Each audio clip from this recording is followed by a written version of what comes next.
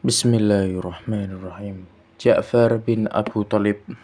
Dia adalah seorang tokoh terkemuka, pahlawan Islam mujahid yang gagah berani.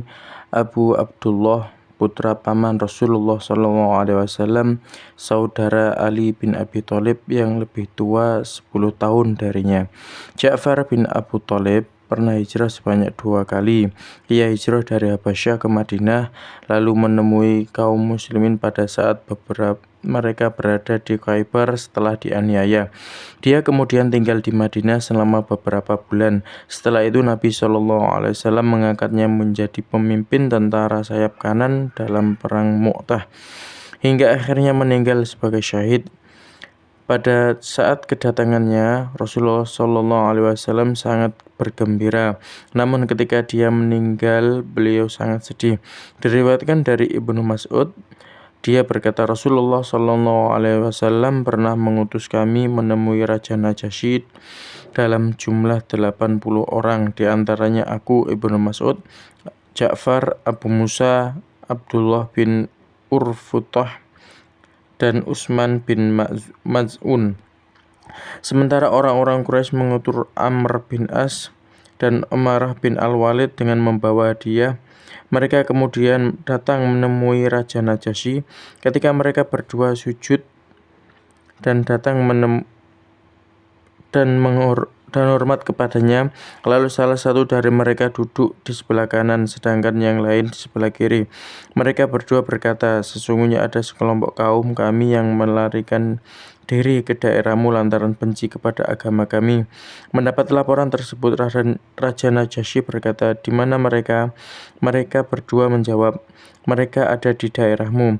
Selanjutnya Raja Najasyi mengirim pasukannya untuk mencari mereka, dan Ja'far berkata, aku adalah pemimpin kalian, maka ikutilah. Mereka kemudian masuk dan mengucap salam, lalu berkata, mengapa kamu tidak bersujud kepada raja?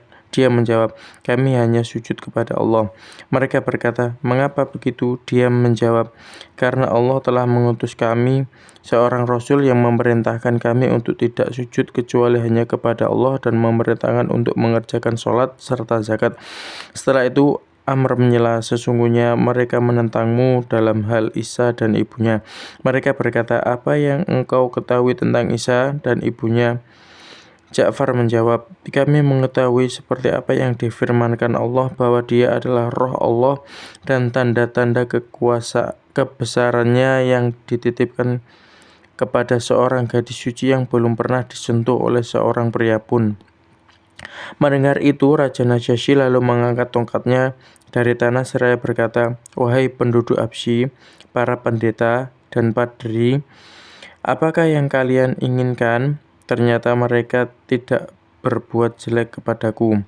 Aku bersaksi bahwa dia adalah utusan Allah dan dia orang yang diberitahukan oleh Isa di dalam kitab Injil. Demi Allah, seandainya aku bukan seorang raja, maka aku akan datang kepadanya dan membawakan alas kakinya untuk membersihkannya. Raja Najasyi lantas berkata, tinggallah dan lakukan sesuka kalian. Raja itu lalu menyuruh untuk mengembalikan hadiah itu kepada mereka berdua. Setelah itu Ibnu Mas'ud bergegas menceburkan diri ke dalam perang Badar. Diriwayatkan dari Khalid bin Shumair, dia berkata, suatu ketika Abdullah bin Robah datang kepada kami saat orang-orang mengerumunnya. Dia berkata, Abu Qatadah telah menceritakan kepada kami bahwa Rasulullah SAW pernah mengutus beberapa pemimpin pasukan dan beliau bersabda, yang akan memimpin kalian adalah Zaid. Jika dia gugur, maka diganti oleh Ja'far. Jika dia gugur, maka diganti oleh Ibnu Rawahah. Lalu Ja'far melompat seraya berkata, sumpah, mengapa Zaid diletakkan sebelumku? Sumair berkata, lakukan saja karena kamu tahu mana yang lebih baik. Pasukan pun berangkat dengan berserah diri sepenuhnya kepada Allah. Setelah itu Rasulullah SAW naik mimbar dan menyuruh untuk mengumandangkan azan untuk sholat berjamaah.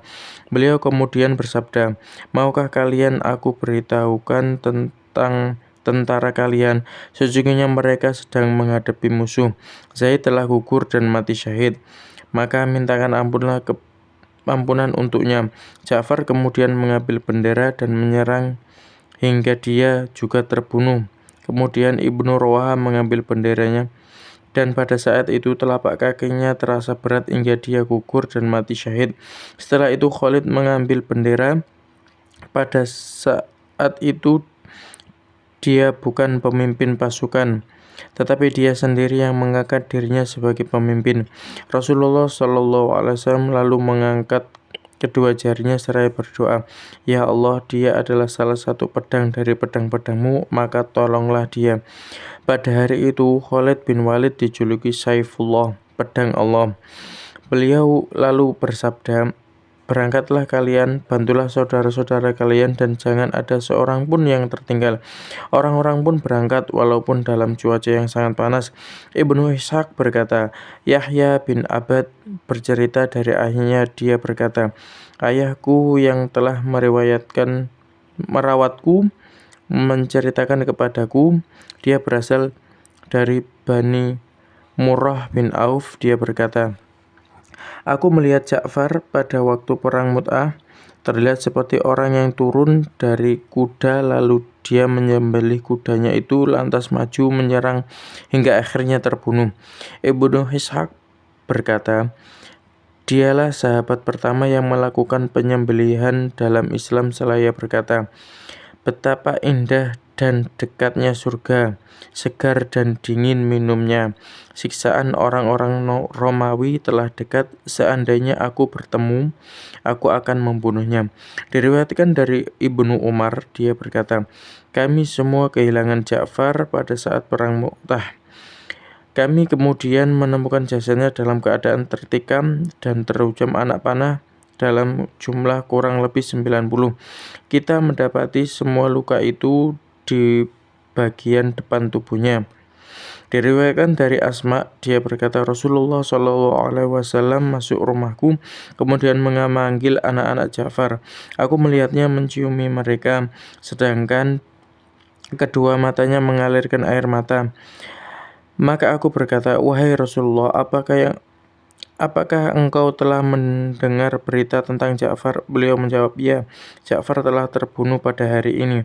Seketika itu juga kami menangis, sedangkan beliau pun seraya berkata, 'Buatkan makanan untuk keluarga Ja'far, karena mereka sibuk dengan diri mereka sendiri.'" Diriwayatkan dari Aisyah, dia berkata, "Ketika Ja'far meninggal terlihat kesedihan di wajah Nabi SAW." Diriwayatkan dari Ibnu Abbas, dia berkata, Rasulullah SAW bersabda, "Aku melihat Ja'far bin Abu Thalib seperti malaikat di surga. Telapak kakinya berlumuran darah dan terbang menuju surga." Diriwayatkan dari Muhammad bin Usamah bin Zaid dari ayahnya berkata, dia mendengar Nabi SAW berkata kepada Ja'far, "Bentuk wajahmu serupa dengan wajahku, dan akhlakmu juga serupa dengan akhlakku, karena kamu berasal dariku dan termasuk keturunanku." Asy-Sya'bi berkata, jika Ibnu Umar mengucapkan salam kepada Abdullah bin Ja'far, maka dia berkata, "Semoga keselamatan tetap atasmu, wahai anak orang-orang yang memiliki dua sayap." Ja'far masuk Islam setelah 31 orang sahabat lainnya masuk Islam. Diriwayatkan dari Abu Hurairah, dia berkata, "Tidak ada seorang pun yang memakai alas kaki dan tidak ada seorang pun yang menaiki tunggangan setelah Rasulullah SAW yang lebih baik dari Ja'far bin Abu Thalib." Maksudnya adalah kedermawanan dan kemuliaan. Diriwayatkan dari Abu Hurairah, dia berkata, "Kita menemukan Ja'far dengan Abu al-Masakin, ayahnya orang-orang miskin. Suatu ketika kami datang ke rumahnya, ternyata dia tidak mempunyai apa-apa untuk disuguhkan kepada kami. Dia lalu mengeluarkan wadah bekas madu, lalu disuguhkan kepada kami. Kami pun meraihnya dan menjilatinya."